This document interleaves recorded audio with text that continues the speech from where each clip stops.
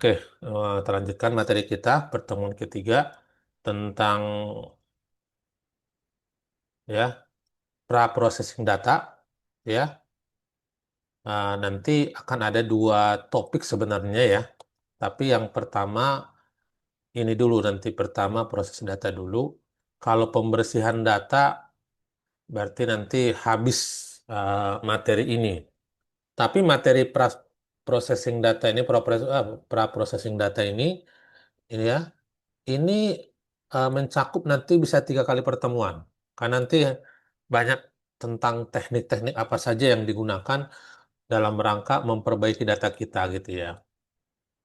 Pengantarnya adalah kalau bicara pembersihan data gitu ya, berarti data itu ada yang kotor, bahasanya gitu ya, noise gitu ya. Eh, kita butuh memperbaiki data itu. Bagaimana caranya? Ada pendekatan-pendekatan yang digunakan.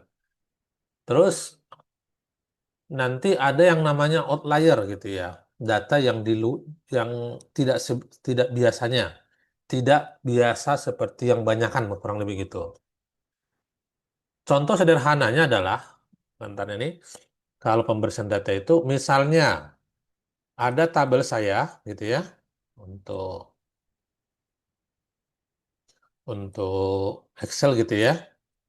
Di sini nama gitu ya, nama mahasiswa, anggap mahasiswa, tabel mahasiswa ya, gitu tabel mahasiswa. Di sini umur gitu ya, contohnya ya, umur. Nah, misalnya si A, si B, si C ini ilustrasi ya, bukannya pasti ini ya. Kalau mahasiswa itu minimalnya berapa sih umurnya ya? 19 ya, 20 lah gitu ya, 20 gitu ya. Di sini ada 60 gitu ya. Di sini ada 2 atau 3. Ketika ketemu data seperti ini, ya, ini harus kita perbaiki. Ini namanya noise, gitu ya. Yang C ini namanya noise. Noise itu kotoran. Kotoran dalam artian kotor, belum baik, gitu ya. Kalau Anda modelkan nanti banyak noise-nya, padahal data mahasiswa itu adalah untuk yang kuliah gitu ya. Umurnya nggak ada 2. Tapi nanti kalau ada 2 banyak mempengaruhi data kita, otomatis keputusan atau hasil yang kita olah itu tidak bagus. Kan begitu ya. Ini katakan noise. Bagaimana pendekatannya? Gitu ya. Nah, atau kita ganti. Terus ada lagi nanti namanya outlier. Outlier itu gini. Kan mahasiswa itu kan eh, rata-rata umurnya ibaratnya antara 20 sampai 35 kok umur orang mahasiswa di sekolah swasta itu gitu ya. Yang yang anggap S1 ya gitu ya. Eh, ini kok ada 60 gitu ya. Nah, pas kita cek, oh ternyata benar, ada umur 60-70 masih kuliah lagi kan gitu kan. Dan itu benar. Tapi umur itu tidak tidak maksud gue, jauh dari kumpulan banyak umur mahasiswa yang biasanya. Itu namanya outlier. Itu bukan bukan kotor, tapi outlier di mana data itu benar dan nanti itu sebagai catatan. Nah, itu juga nanti catatan, tetap nanti kalau kita mau modelnya bagus, cari yang outliernya jangan diikutkan dulu, tapi yang kelompok yang dominan, yang banyakan yang kita modelkan begitu. Karena nanti kenapa? Kalau salah satu atau 2 nanti datanya yang outlier, itu mempengaruhi model. Nanti namanya itu apa namanya datanya itu nggak seimbang gitu ya, imbalance data gitu ya. Itu masalah. Ya. Jadi perlu dipahami ini udah ada 2 nih kasusnya nih, ada outlier gitu ya. Outlier yang outlier itu nggak harus dibuang ya. Itu bukan sesuatu yang harus kita, tapi catatannya tapi harus tahu kita. Nah, boleh kita pakai, boleh nggak. Terus nanti yang data kelima, yang data keempat, siapa nih? Si E ya, A, B, C, D ya. Si D, isinya kosong umur. Yang kosong ini namanya missing value, gitu ya. Hilang nilainya. Caranya gimana? Itu ya pendekatannya. Yang ini nanti kita coba akan kita bahas pada bab pembersihan. Ya. Nah, hari ini kita proses ke pengurusan data malam ini. Oke, ada yang tanyakan di sini? Perlu? Lanjut? Maaf Pak, tadi kata Bapak yang saat data outlier itu kita keluarkan dulu saat apa tadi Pak? Saat nanti jauh ketika kita modelkan nanti kita olah. Oh, saat permodelan. Ya, tapi memang benar data itu ada bahwa Mas W itu umur segitu gitu ya.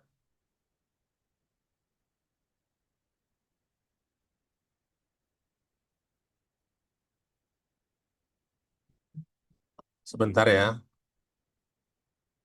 Ya, ya.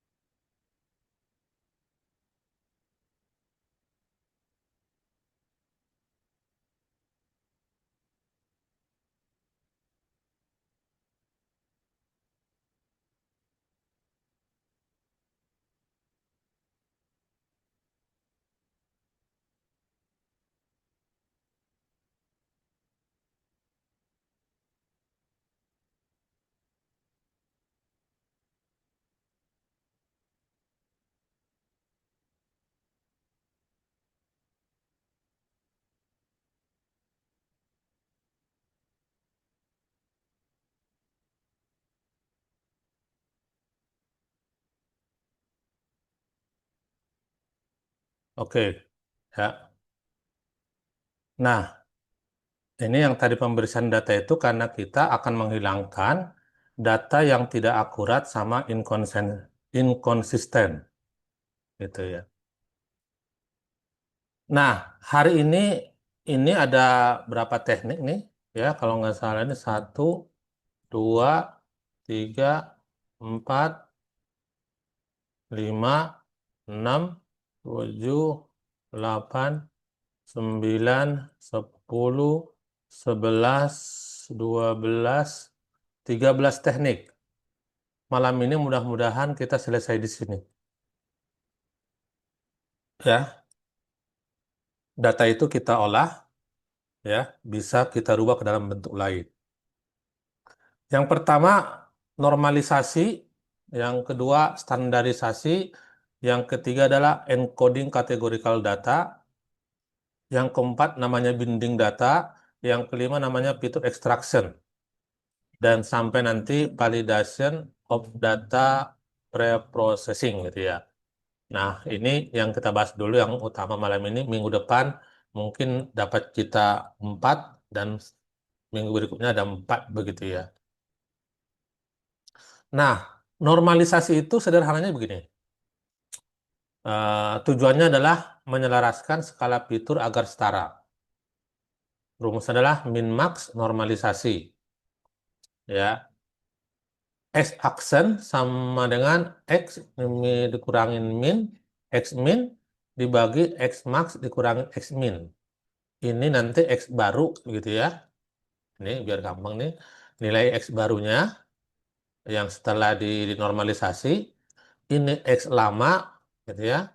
X lama, yang lama gitu ya. Kan nanti data itu sebelum kita processing, berarti, sorry, kita normalkan. Yang ini data sudah dinormalkan, ini data yang sebelum dinormalkan ya, ada istilah gitu, dikurangin X min, dia dibagi X max, gitu ya, dikurangin X min gitu ya. Nah, sama nih, ya, begitu. Jadi, apa itu X aksen, nanti begitu ya, gitunya.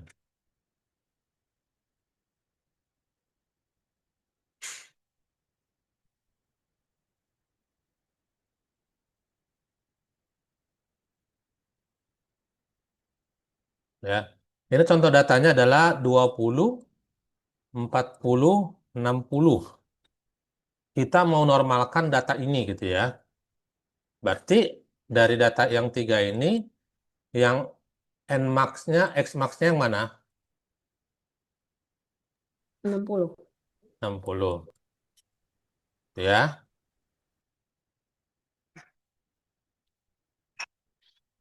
Terus X min-nya 20. 20. Oke. Kita masukkan X apa namanya? X barunya gitu ya. X yang setelah normalisasi sama dengan sekarang yang ini dulu. Berarti ini X lamanya ya. X lamanya 20 dikurangi berapa? Substitusikan ke sini, masukkan. 20. Kurangin 20 dibagi X max-nya berapa? 60, 60. Ya, 60 dikurangin 20, 20 jadi berapa? 40 per 40. 40 berapa jadinya? Dengan nol. Nol ini sama dengan ini. Coba lanjut lagi. Yang X-nya yang kedua. Ini X1 lah gitu ya. Ini X2 gitu ya.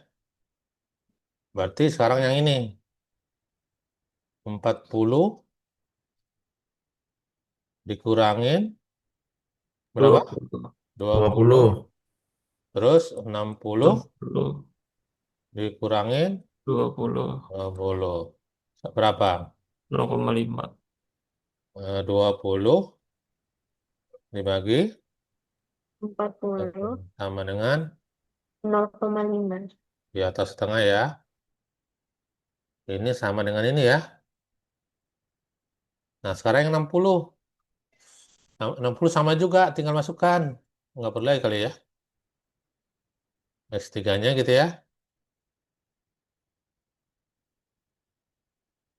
Berarti 60 Kurang 20. kurangin 20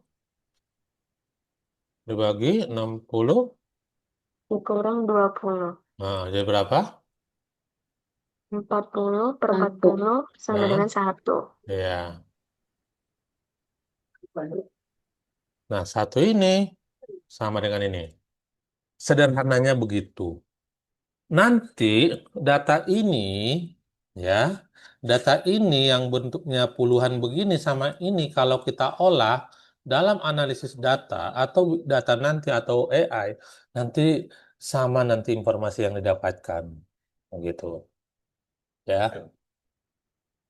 Tapi datanya sama semua, jangan nanti ada 10 yang dinormalisasi cuma 3 jangan, harus semua gitu ya dikerjakan. Harus semua kita normalisasikan. Oke, ini contoh lagi. Ini tanpa normalisasi, di sini normalisasi. Dan ini kita memiliki data, ada umur, ada gaji. Nah, di sini eh, Anda perhatikan, ini sama-sama dibagi berapa?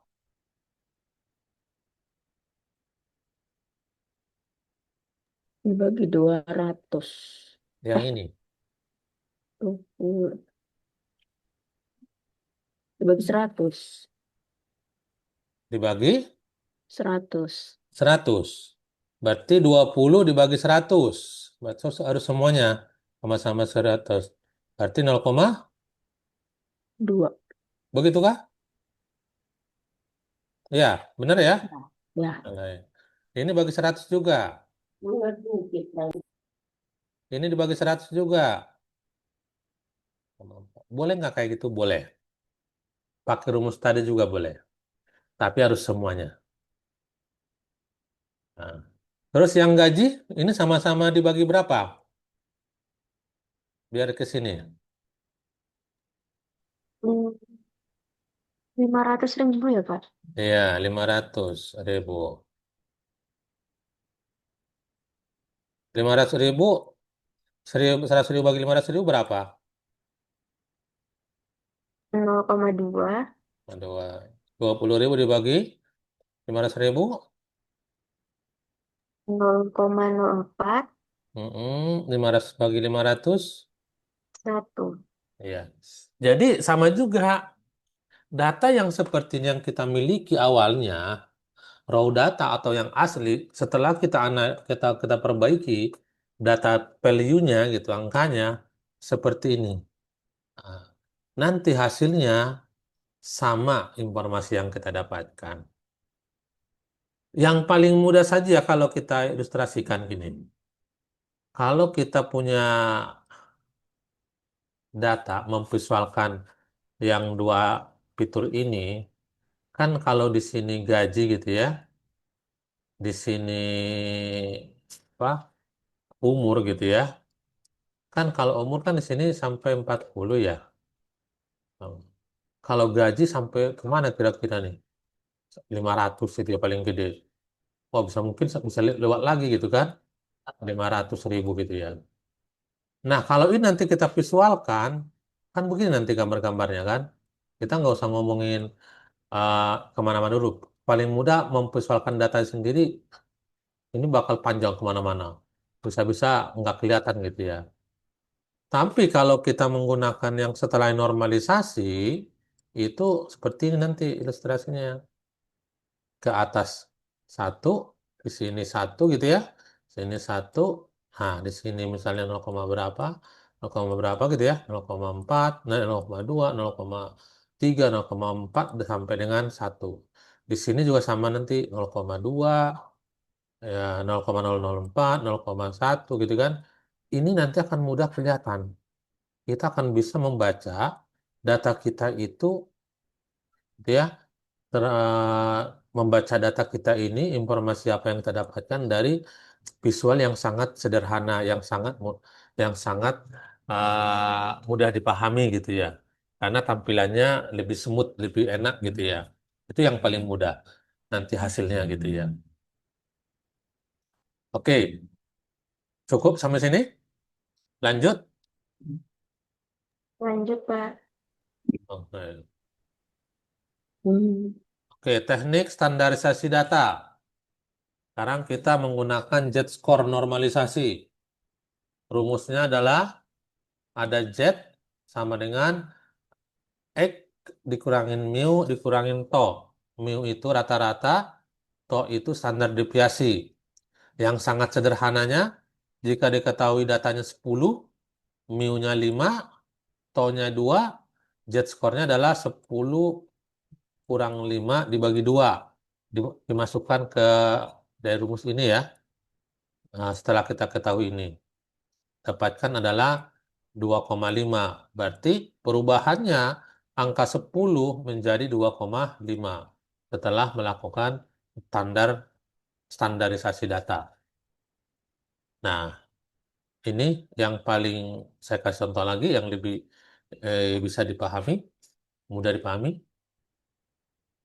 Standarisasi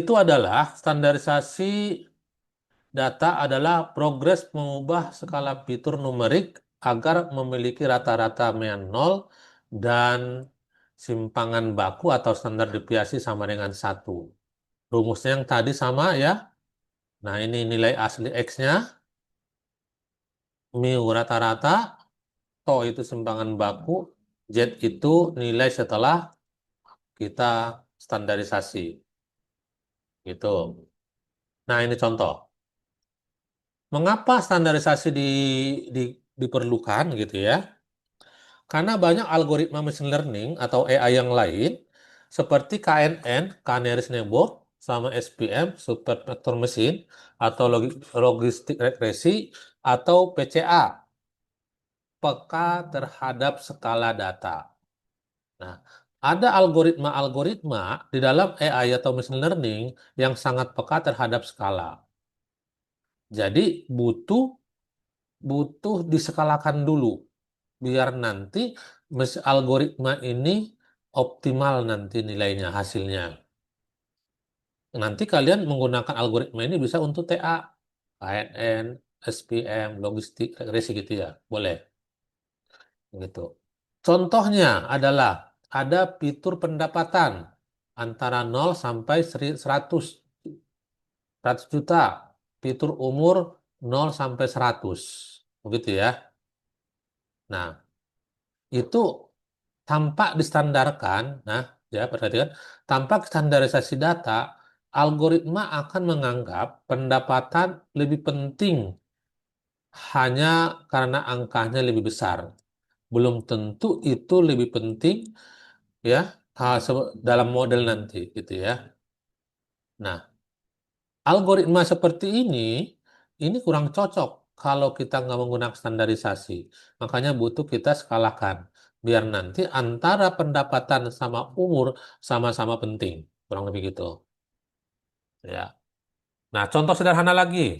Ini saya kasih tabelnya. Anda bisa rubah gitu ya. Nomor 1, 2, 3, 4, 5. Ada 5 data. Tingginya 150, 160, 170, 180, 190. Beratnya adalah 50, 60, 70, 80, 90.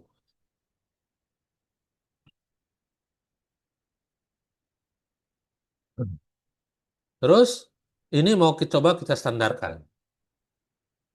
Tadi kalau cerita dari sini, kalau kita menggunakan ini tanpa standar, nanti algoritma itu seolah-olah akan lebih penting nanti angka yang besar ini daripada ini. Padahal ini namanya fitur, sama-sama pentingnya, sama-sama posisinya sama, nggak ada membesarkan di situ. Kalau kita tidak diskalakan,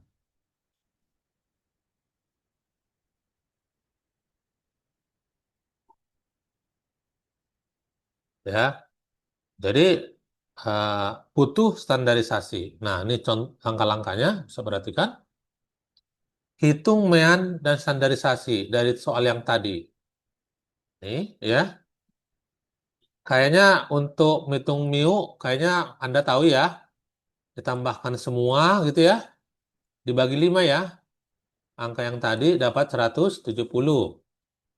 Ya, kalau untuk berat sama juga tambahkan semua beratnya 5-5-nya dibagi 5. Ini 70 sebagai mu-nya gitu ya.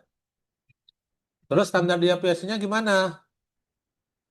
Di sini jumlah dari X1 dikurangin 170 rata-rata dikuadratkan dibagi 5. Kita dapatkan adalah 14,14 yang untuk yang fitur tinggi, yang fitur berat sama juga. Jadi, nanti di dalam machine learning, algoritma tadi, dia akan menganggap nilainya itu sama ternyata gitu ya. Bukan karena angkanya lebih besar yang mana, dia akan lebih penting, tidak. Nah, ini tadi rumusnya. Berarti kita lihat di sini, 1 sampai 5 ya. Ini tadi tingginya. Setelah kita sandarkan tinggi ini, kita mendapatkan nilai ini. Min 1,41. Rumusnya yang mana? Yang ini. Ininya tadi 150, mu-nya itu adalah 170, gitu ya. To-nya itu adalah 14,14. Kita dapatkan adalah ini. Nah, begitu juga dengan ini. 160 ini, ya, 60 yang ini kan X-nya, ini mu-nya gitu ya, ini tok-nya gitu ya, 14 dapatkan adalah min 0,71 dan selanjutnya. Seperti itu. Ini nanti silakan dihitung benar enggak ini, gitu ya. Nah, jadi tinggi itu setelah kita standarkan akan memiliki nilai baru setelah kita standarkan, yaitu adalah min 1,41, min 0,71, 0 plus ini ya 0,171 tambah 1,41. Nah, ini nanti nilai yang kita pakai nanti dalam hal modelnya nanti mengolah datanya. Nah, begitu juga nanti dengan yang beratnya gitu ya, yang X-nya beratnya rata-ratanya adalah 70 gitu ya, 70 yang ini nah, gitu ya. Ininya 50. Nah, sama toknya ya, 14,14 dapatnya adalah min 1,41. Nilainya adalah ini kita dapatkan. Nah, nah setelah kita sandarkan, kita akan mendapatkan seperti ini data barunya. Setelah kita standarisasi, bukan normal kan beda, menormalkan sama menstandarkan. Nah, jadi ke penting data yang tadi sama antara data tinggi sama data Z, gitu ya, data Z berat sama Z tinggi gitu ya. Nah, di sini visualisasi perubahan sebelum standarisasi rentan rentang tinggi 150 sampai 190, berat 50 sampai 90 itu jadi dari -1,4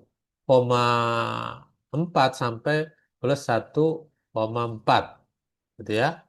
Artinya skala keduanya keduanya kini setara sehingga algoritma tidak berat sebelah terhadap salah satu fitur. Nah, begitu. Ya. Nah, ini teorinya silakan dibaca nanti. Nah, ini codingannya ya. Saya jual ini. Ya, ini hasilnya. Setelah kita standarisasi. Jadi, menggunakan data ini dengan data ini tidak mengurangi informasi yang kita dapatkan. Kalau kita sebagai manusia mungkin bisa membedakan ini. Karena kita ada tahu, ada insting antara tinggi sama berat, saya perlakuannya sama. Tapi algoritma atau tools yang lain dia tidak paham. Yang penting dia olah mana besar, mana kecil, itu nanti membedakan. Nah, makanya kita butuh menggunakan standarisasi biar nanti tools itu bisa membaca ini yang lebih berimbang antara atribut tinggi dengan atribut beratnya. Nanti hasilnya lebih maksimal. Karena nanti yang akan kita gunakan tools gitu ya, atau algoritma untuk mengolah data kita. Karena kita nggak sanggup. Karena kita punya kemampuan membaca atau memahami sesuatu gitu ya. Contohnya saja lah, kalau kita ada Excel 100 saja sudah susah kita liatin, ya. Tapi kalau nanti ada 10.000, 100.000 data gimana? Makanya kita butuh tools, yaitu algoritma itu sama tools-tools yang lain dengan statistika untuk mengolah datanya. Tapi biar nanti hasilnya maksimal, kita perlakukan dulu di sini dengan teknik standarisasi biar hasilnya maksimal. Kalau begini, nanti bakal banyak nanti multi tafsir nanti algoritmanya. Jadi hasilnya kurang akurat. Begitu ya. Oke, sekarang yang ketiga, encoding kategorikal data. Gitu ya.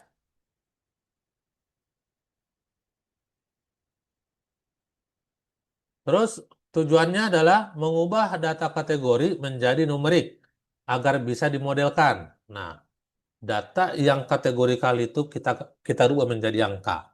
Juga sama nih. Metode umumnya gitu ya. Pertama itu dalam encoding kategorikal data, yang pertama melakukan label encoding. Yang kedua one hot encoding. Mungkin nanti lama-lama Anda membuat pemodelan nanti akan tahu nanti istilah-istilah itu nanti. Nah, kita coba nanti merah, hijau, dan biru gitu ya. Kita kita hot coding menjadi 100 010 gitu ya. Bagaimana caranya? Ini saya kasih urutannya. Mudah-mudahan paham. Nah, kita memiliki contoh eh, data jenis kelamin dengan warna favorit seseorang. Ada si A, si B, sama si C, gitu ya. Ada jenis kelamin pria, wanita, dan pria. Dan warna favoritnya adalah merah, biru, dan hijau. Ini mau kita encoding, kurang lebih begitu ya, biar nilainya menjadi angka. Karena kalau begini, sebenarnya komputer tidak paham apa itu pria atau apa itu wanita, apakah itu nggak paham. Makanya butuh kita convert dulu ke dalam numerik atau ke angka. Itu namanya encode, gitu ya. Nah, di sini ke bawahnya. Pertama, kita bikin dulu label encoding, mengubah setiap kategori menjadi angka urut. Nah, ya, ini jenis kelamin, ini warna favorit, ini label encodingnya. Tadi ada pria, ada wanita, ada pria. Ini ya urutannya sama, ya. Yang ini juga sama, yang warna favorit merah, biru dan hijau gitu ya. Nah, di sini kalau ini yang mana nih? Yang jenis kelamin ya. Berarti nilainya ada dua sini. Ada 0, ada 1. Di sini kebetulan bikin wanita itu 0, pria itu 1. Boleh nggak? Yang prianya 0, yang wanita 1 boleh. Gitu ya. Kebetulan di sini nolnya yang wanita, yang perempuan 1. Gitu ya. Nah, yang untuk warna favorit, di sini kebetulan warna biru angka nolnya, hijau 1, merah 2. Boleh nggak dirubah? Yang ininya 0. Boleh. Misalnya 0, 1, 2. Atau 1, 2, 0. Boleh. Ya. Tapi harus berurutan. Karena di sini ada syaratnya adalah angka berurutan. Nah, hasil label encoding dapat tetap ringkas, tapi urutan bisa menimbulkan bias tuh. Kalau kita baru di encoding aja, ternyata masih bias nanti algoritmanya membaca atau statistikanya membaca. Makanya kita butuh lanjut ke one hot encoding, yaitu data lebih besar tapi tidak ada bias gitu ya. Nah, seperti apa caranya gitu ya? Bisa lihat sini, sampingnya ini. Mengubah setiap kategori menjadi biner. Nah, berarti data kita yang ini yang ada di sini kita rubah menjadi biner. Nilainya adalah 01, 01, 01. Begitu. Contohnya, ini lanjut nih, lanjutannya. Namanya A, B, C. Ini jenis kelamin pria, yang ini perempuan. Jadi yang dia nilainya langsung diambil, pria sama wanita. Ini biru, hijau, dan biru gitu ya. Gitu. Terus di sini ini kan merah, hijau, biru gitu ya. Sini biru, hijau ini. Nah, di sini karena tadi dibilangin nilainya hanya boleh 2 gitu ya. Berarti di sini B itu adalah wanita. Kita ini kan untuk pria. Wanita berarti gambarnya sorry ini pria berarti yang lakinya 1 gitu ya. Yang selain pria berarti dia 0. Berarti wanita 0 gitu ya.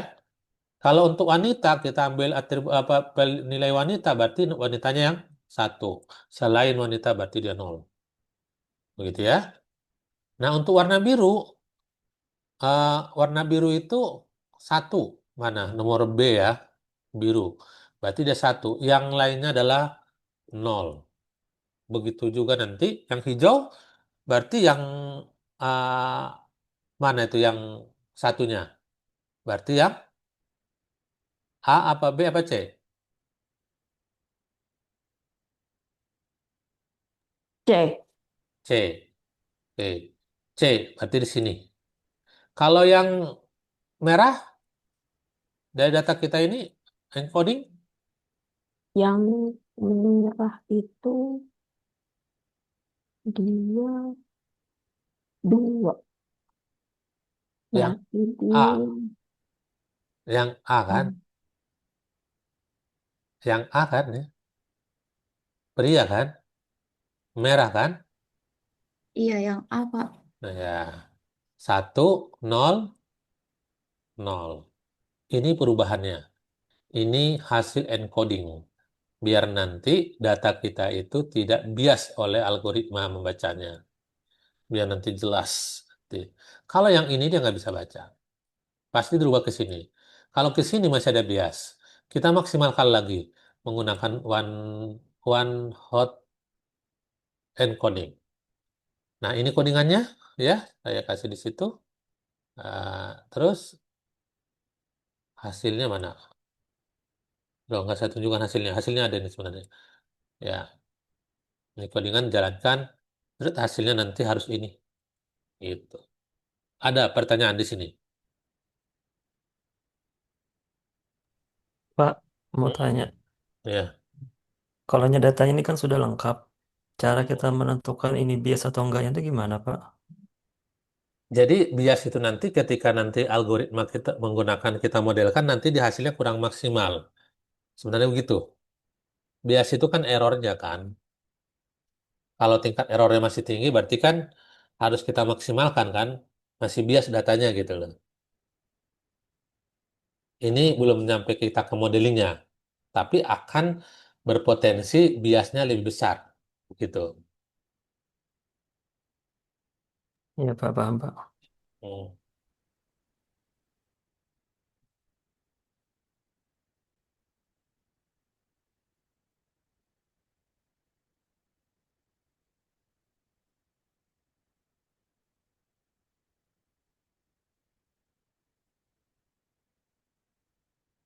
Gimana? Ada lagi? Cukup? Cukup jelas? Cukup bingung? Mencoba memahami, Pak. Coba memahami. Oke. Kalau memahami kita sambil jalan. Lanjut ke binding. Binding itu adalah mengelompokkan data numerik ke interval. Kita punya angka, kita intervalkan. Kita rubah dalam bentuk lain, gitu ya. Contohnya yang sederhana, 0 sampai 12 itu kategori anak-anak. 13 sampai 17 itu remaja. 18 ke atas itu dewasa. Kita menggunakan bin width, lebar bin gitu lah gitu ya. Ada X max biasa, X min dibagi K. K itu adalah jumlah dari binnya, mau bin berapa gitu ya. Sederhananya seperti ini. Nah, saya ngomong sederhana terus ya. Nah, nih contohnya, saya punya data ini. Saya mau, saya binding 3 gitu ya. Nah, tujuannya, sekali lagi saya sampaikan, semua teknik ini punya kelebihan dan punya kekurangan. Ya. Jangan ini yang terbaik enggak. Tapi usaha. Ketika nanti model kita, analisa kita kurang akurat, kurang baik, masih banyak error, kita mau melakukan pendekatan-pendekatan lain, teknik-teknik yang lain untuk mengoptimalkan hasil yang kita inginkan begitu sebenarnya ya. Nah, tujuannya adalah kelompokkan nilai-nilai ini ke dalam 3 bin berdasarkan rentang nilai. Misalnya bin 1 40 sampai 59, 60 sampai 79, 80 sampai 100. Nah, kita binkan menjadi 3. Di sini interval berapa nilainya? Maksimal berapa? Min berapa? Maksimal 90. Oke. Terus Minimal 45. minimal 45. Kalau saya kurang 90 dikurangi 45 berapa? 5. 45. Dibagi 3 karena 3 binding 15. 15. Kurang lebih 15 intervalnya antara antara bin gitu kan? Nah, di sini boleh menggunakan teknik ini 45 sampai tambah 15, habis itu tambah 15 lagi sampai tambah 15 lagi. Boleh, ya. Boleh juga seperti ini. Tadi 45 terendah, tertinggi 90. Ini saya mundurkan genap menjadi 40, dari 40 ini saya naikkan ke genapnya menjadi 100. Gitu ya. Jadi dia antara 100 sampai dikurangin 40 berapa? 60. 60 dibagi 3, 20. 20. 20 itu intervalnya. Nih, makanya 40 sampai 5, 9, 60 sampai 7, 9, 80 sampai 100. Boleh nggak Pak saya menggunakan 15 ini saja? Dari 45 sampai itu. Boleh. Gitu ya. Nah, saya kasih langsung dua tekniknya di situ.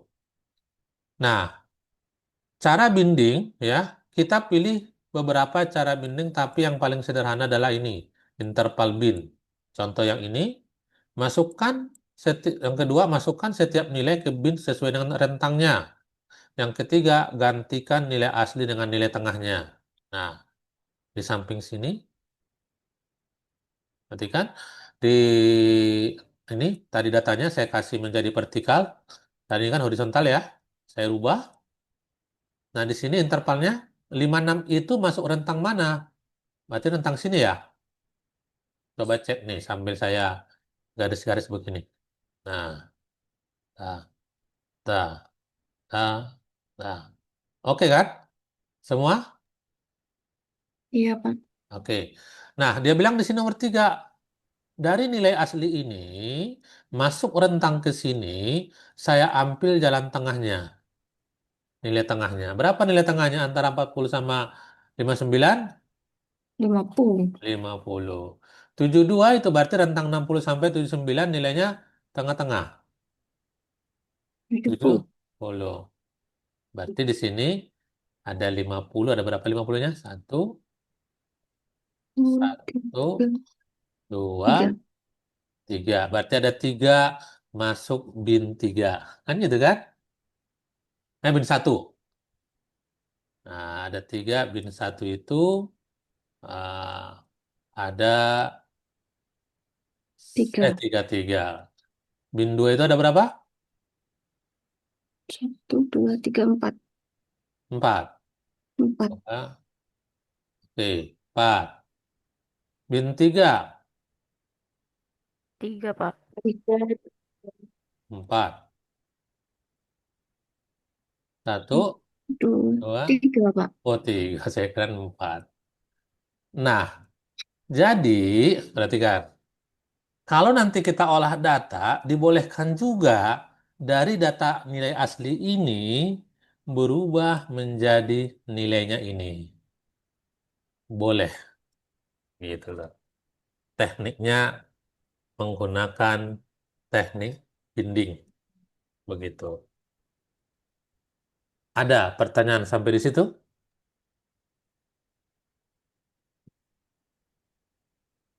Saya bingung, Pak. Bingung? Nanti diulang-ulang ya. Ya, yang mana kira-kira bingung mau Lidan? Memahami maksudnya, Pak. Oh, jadi gini, angka asli ini gitu bisa kita rubah ke dalam nilai yang lain gitu loh. Dalam mengolah data, hasilnya nanti informasinya itu tidak mengurangi dari sekumpulan data kita itu gitu loh. Jangan lihat satu head to headnya bukan. Jangan lihat 56, 50. Pak kan berbeda, Pak. Ya pasti kalau ngomongin duit saya rugi dong gitu loh. Bukan ke sono, ini kita analisis data gitu loh. Sama kayak tadi, pergantian antara nilai asli dengan data asli menjadi data pra-processing itu untuk model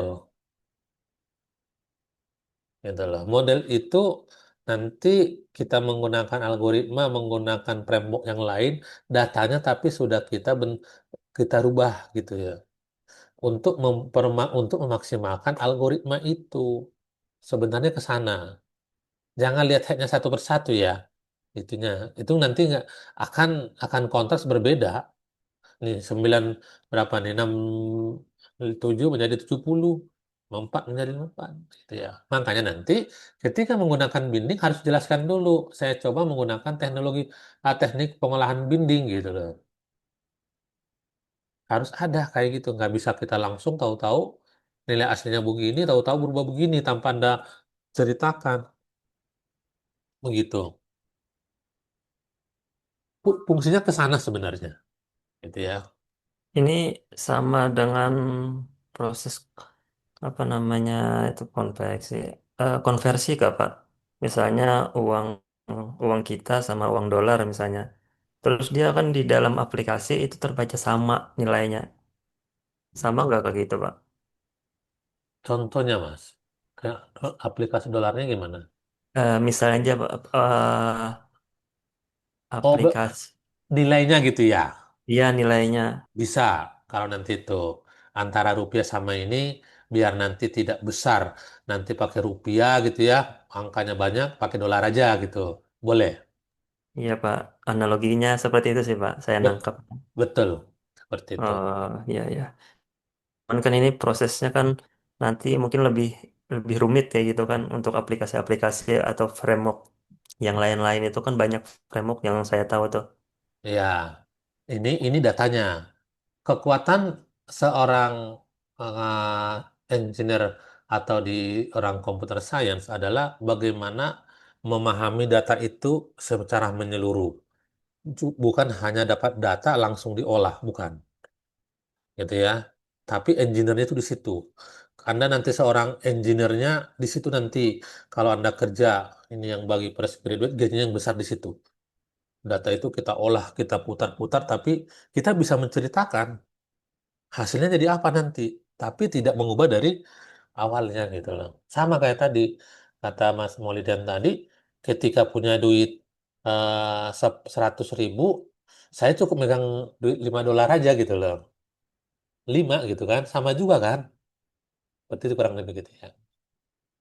Nah, tapi kan mengubah ke dolar itu kan berarti kan kurs mata uang kan, jadi menjadi ini loh nilainya dengan ceritanya teknik nilai tukar dolar ke rupiah gitu loh.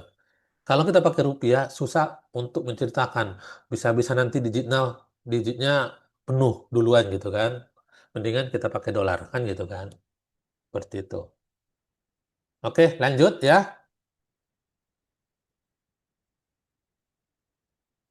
Oke, nggak ada suara berarti paham. Nanti tinggal saya nanya lah. Nah, apa itu binding gitu ya? Binding itulah metode untuk mengelompokkan data numerik ke dalam kelompok-kelompok bin berdasarkan nilai rentang nilai. Manfaatnya adalah menyederhanakan data, memudahkan analisis, mengurangi efek noise, nilai ekstrim dan tidak biasa, membantu visualisasi data dalam kategori. Kekurangannya, ya, dalam data asli menjadi kurang detail. Karena kenapa? Tadi 56 menjadi 50. Ini nggak detail lagi, gitu ya. Nilai digantikan dengan nilai bin. Terus pemilihan bin yang tidak tepat bisa menyebabkan informasi hilang. Nah, jadi nggak sembarangan asal buat binnya, harus coba dulu seperti apa gitu ya. Jadi intinya, baik metode metode apapun, semua punya manfaat dan kekurangan, punya kelebihan dan kekurangan. Nggak ada yang ini. Sekarang bagaimana kita mengimbangkan antara kita punya data yang cocok, pendekatannya yang paling maksimal yang mana? Tidak semua nanti Anda punya data, semua akan bagus. Cari yang mana yang cocok. Itu maksud saya. Nanti saya kasih 13 pilihan sama kalian, gitu ya. Anda akan milih, oh saya pakai gunakan ini, hasilnya lebih maksimal. Begitu. Kenapa dia bisa maksimal? Oh cara ngitungnya begini, gitu. Begitu ya. Oke, Pak, ya silakan. kalau untuk yang binning data tadi itu kita menentukan jumlah binnya ada berapa? Misalnya apakah harus 3, apakah harus 5? Itu berdasarkan apa, Pak? Dicoba semua, mana nanti hasil yang paling bagus. Oh, oh, baiklah, baiklah. Itu kan namanya riset. Riset itu coba-coba semua. Baik, Pak. Nah, kalau kita udah tahu ini paling bagus, berarti nggak usah riset lagi, langsung tunjuk aja. Gitu ya. Itu namanya, Kalau riset kan panjang ya Pak. oh Kalau pakai iya. AI bisa ke Pak. Hah? Justru, Kalau hitung satu-satu hah? panjang bisa langsung pakai AI aja kan ya Pak. Nah, justru kita mau membangun AI. Mau model yang mana paling bagus? Kita riset dulu, baru mencari model mana yang paling bagus untuk implementasi AI. Kan begitu kan? Kalau udah dapat model yang paling bagus, implementasi AI, mau data kayak gimana pun, sebanyak apapun, jangan cepat. Kan begitu kan? Kita kan membangun mesin nih ceritanya nih. Otak dari AI itu kan. Gitu. Kebayang nggak, Mulidan? Sedikit Pak. Gitu, gitu, gitu. Yang lain. Jadi gini,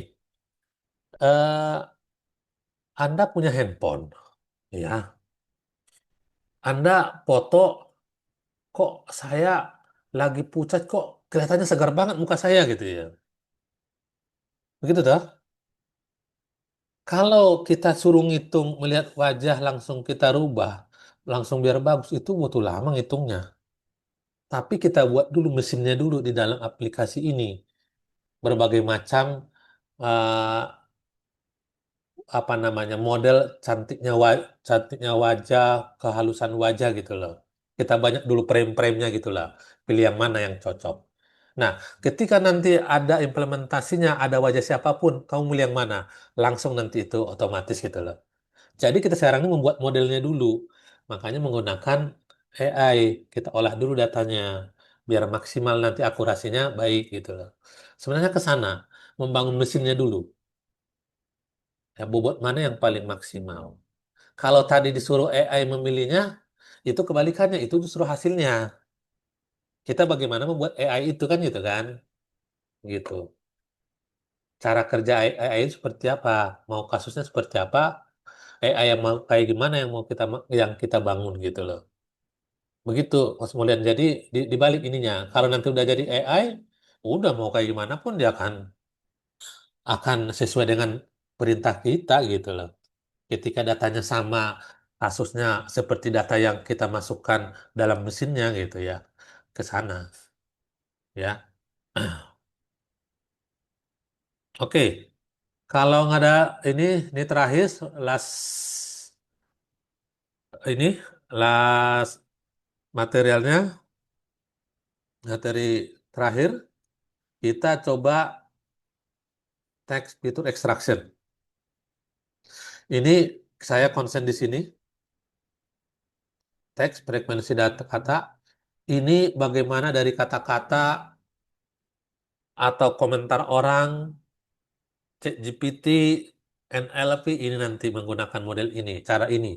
Bagaimana dia membuat data-data yang berbasis teks, ya, menjadi menjadi mesin yang bisa mengolah data yang lain yang nanti ada data barunya gitu ya. Nah, ini namanya fitur ekstraksi gitu ya. Apa itu fitur ekstraksi? Proses mengubah teks string menjadi fitur fitur angka, fitur numerik atau angka yang biasa digunakan oleh algoritma machine learning. Model machine learning tidak bisa langsung bekerja dengan teks mentah. Nah, tidak bisa machine learning itu membaca tulisan kategorikal, nggak bisa, harus kita rubah dulu, gitu ya. Maka teks perlu diubah ke dalam bentuk numerik, angka, gitu ya, terlebih dahulu. Tujuannya adalah mengambil penting dari data mentah, mengambil fitur penting dari data mentah. Kita coba salah satu ini.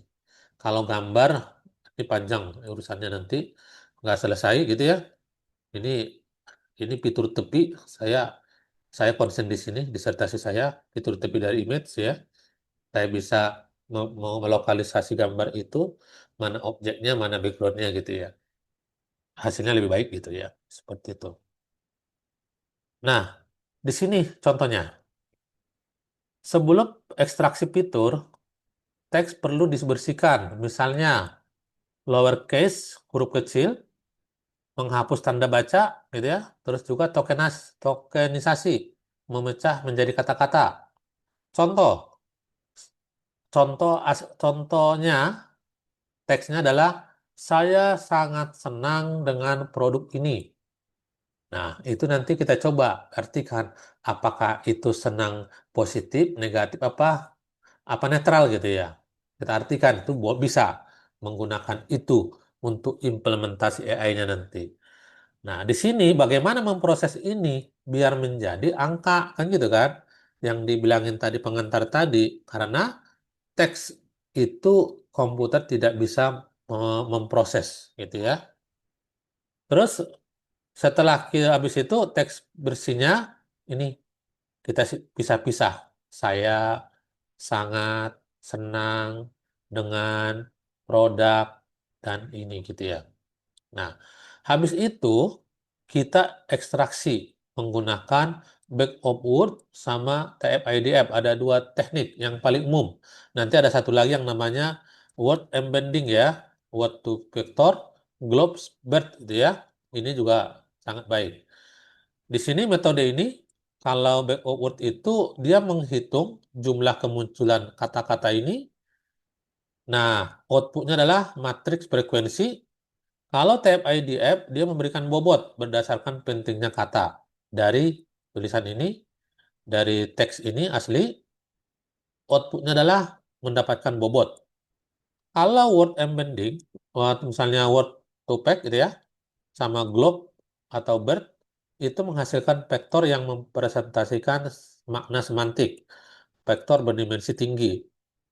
Kalau semacam ChatGPT, dia sudah menggunakan teknik ini semua. Gitu ya. Contohnya, Anda punya keinginan apa, dia akan memberikan secara makna juga tahu dia. Dia akan maksud tahunya akan kita buat mesin itu eh, sudah masuk ke ranah keinginan orangnya seperti apa maknanya gitu ya. Nah, seperti ini dia bisa nanti eh, misalnya mau Lidian pergi ke pasar. Oh, itu benar gitu ya. Ketika nanti coba buat kalimat kalimat apa kalimat yang ada SPOK-nya dengan tiga kata gitu ya. Nanti akan buat Maulidan mm, apa pergi ke pasar dan nanti Maulidan makan batu nggak mungkin juga. Dia nggak bakal memberikan itu karena secara semantik dia sudah masuk di dalam mesinnya dikasih pemahamannya gitu loh. Nah ini lebih lebih sulit. Makanya kita mau menggunakan yang dua ini dulu, back of word sama TF-IDF. Nah, lanjut ini contohnya ya, contoh codingannya Anda masukkan gitu ya. Nah, akan menghasilkan back of word-nya seperti ini. Nah, kata-kata tadi, ini katanya ya. Nah, ini dokumen satu, dokumen dua, dokumen tiga. Ini, nanti sini kata-kata tadi. Saya senang produk ini tadi gitu ya. Nah, ini yang timbulkan dari algoritma tadi yang untuk backward word. Biasa itu 0, dokumen 1, 2, 0, dokumen 3, 1. Ini pasti ada satu-satunya. Satu, satu, satu, ada dua satunya gitu ya. Berarti dalam dokumen itu ada dua. Ini ada satu, berarti ini dokumen satu mengatakan, dokumen dua mengatakan ini, tapi kata-kata sangat ini ada satu, saya itu ada satu, senang itu ada satu, yang ini itu ada dua, seperti itu. Produk itu ada dua dari tiga dokumen gitu ya. Dokumen ini akan dipecah-pecah sama dia, kombinasikan nanti, dia buat menjadi tiga gitu ya. Nah di sini ini yang untuk backup word-nya. Kita mendapatkan data numerik tadi menjadi data, sorry, data teks tadi menjadi data numerik, biar nanti komputernya bisa ngolah. Terus habis itu maknanya adalah angka menunjukkan jumlah kemunculan kata dalam dokumen ya. Misalnya kata produk muncul pada dokumen satu dan 2. Nah ini, kalau angka satu berarti dia muncul. Ada kata-kata itu. Nah, ini yang untuk output backup word-nya, ini TF-IDF-nya. Dokumen satu, 2, dan 3. Jadi kasih bobot. Untuk biasa itu ada di dokumen 3, 0,57, dan sebagainya. Dia nanti ada bobot ini. Biasanya bobot ini dipakai nanti untuk information retrieval. Contohnya yang paling sering kita pakai adalah Google, Yahoo. Ketika Anda tulis di itunya, di keywordnya buku sains data, dia akan mencari di mana ada kata-kata yang paling besar bobotnya yang sesuai dengan Anda tulis. Itu akan dimunculkan nanti paling atas. Kurang lebih begitu. Di ranking nanti sama mesinnya. Menggunakan bobot terbesar adalah akan pertama di page pertama itu akan muncul. begitu. Makanya di ranking dia sama Google itu ya. Gitu. Maknanya adalah nilai TF-IDF lebih tinggi untuk kata yang penting. Nah, maknanya gitu. Semakin besar bobotnya, berarti dianggap bahwa itu kata-kata penting bagi orang yang mencari untuk mencari mana yang ada di dokumen di database-nya Google yang tinggi dokumennya sesuai dengan keinginan pengguna. Dimunculkanlah langsung berdasarkan peringkat gitu loh. Nah, di makanya sini dikatakan itu adalah type ID yang tinggi ya untuk kata yang penting di dokumen tertentu dan jarang muncul apa nih? Muncul dokumen lain. Misalnya kata buruk dan senang punya bobot tinggi karena muncul hanya satu dalam dokumen menandakan kata penting untuk sentimen mana yang, yang satu tadi. Gitu ya, kata buruk ya, ini ada dua. Berarti ini penting. Gitu ya. Terus apa lagi? Buruk berapa? Buruk 0,66. Begitu ya. Ini 0,47, ini 0,47. Masih ini. Berarti yang tinggi itu adalah ini sama ini gitu ya. Seperti itu. Nah, konsepnya adalah tadi ini ada tadi back of word, type PDF sama embedded. Ini masih lanjut ya. Kalau nanti Anda mau menggunakan ini untuk di TA-nya kita boleh diskusi bareng-bareng. Kesimpulannya adalah, nah ini silakan dibaca nanti ya. Kalau kesimpulan seperti ini saya nggak harus, mungkin saya bantu. Mungkin itu yang untuk oleh-olehnya. Mungkin saya nggak ini dulu tugas. Nanti ada sudah bisa buka belum tugasnya?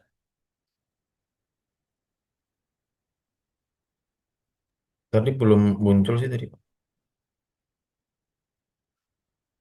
Ya? Belum nanti jam 9 ya. Ya, Pak, jam 9, Pak. Hmm.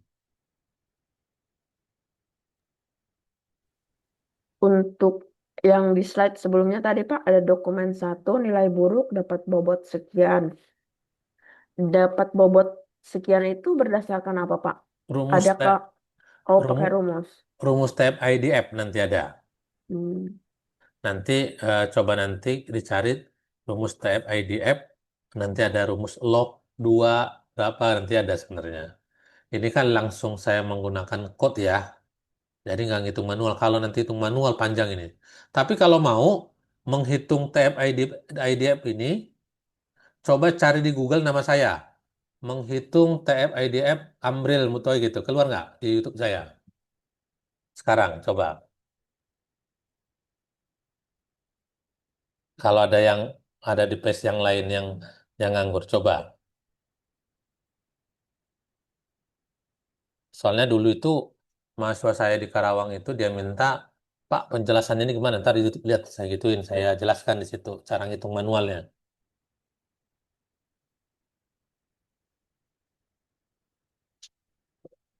Oke, nanti tugasnya adalah eh, silakan dari 5 soal yang ada di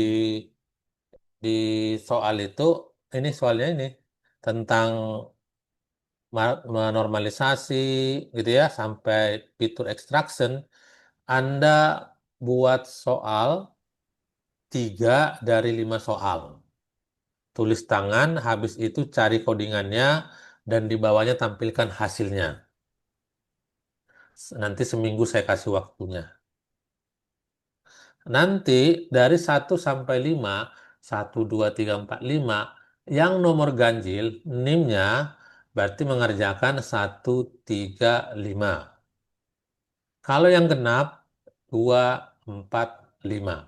Begitu. Seminggu saya kasih. Tapi dibuat contoh soalnya Anda cari nanti referensinya, minta Anda tulis tapi ganti angkanya. Ketika ganti angka, Anda sudah paham belum?